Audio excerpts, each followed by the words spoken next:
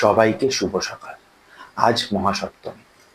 মহাসপ্তমীর গুরুত্ব হলো এটি দুর্গাপূজার মূল উৎসবের সূচনার দিন, যেখানে দেবী দুর্গার অকাল বোধন বা জাগরণ ঘটে এবং নবপত্রিকা স্থাপন করা হয়। এই দিনে কলারম্ভের পর দেবীর আবাহন ও পূজা করা হয় এবং নবপত্রিকা স্থান ও কলাবউ স্থাপন করা হয়, যা দুর্গাপূজার আনুষ্ঠানিক পর্বে শুরু চিহ্নিত করে। দুর্গাপূজা প্রায় 10 দিন ধরে চললেও মহাসপ্তমী থেকে মূল উৎসবের সূচনা হয়, যা 4টি পবিত্রতম দিনের মধ্যে প্রথম দিন। প্রচলিত বিশ্বাস অনুসারে শরৎকালে শ্রী রামচন্দ্র দেবী দুর্গাপূজা করেছিলেন। এই দিনে দেবীর অকাল বা অসময়ে দেবীর জাগরণ হয় এবং নবপত্রিকা স্থাপন করা হয়। এবার এই নবপত্রিকা ব্যাপারটা কি?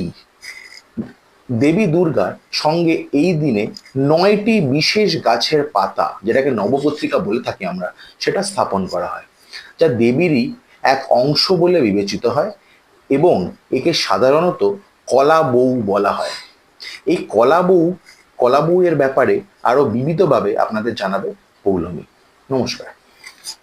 নমস্কার, সবাইকে শুভ সকাল। কলা বউ বলা হয়ে থাকে যে কলা বউ নাকি গণেশের বউ। আদতে কি তাই? বাঙালিরা অনেকেই বলে থাকে কলা বউ নাকি গণেশের বউ, কিন্তু সেটা না।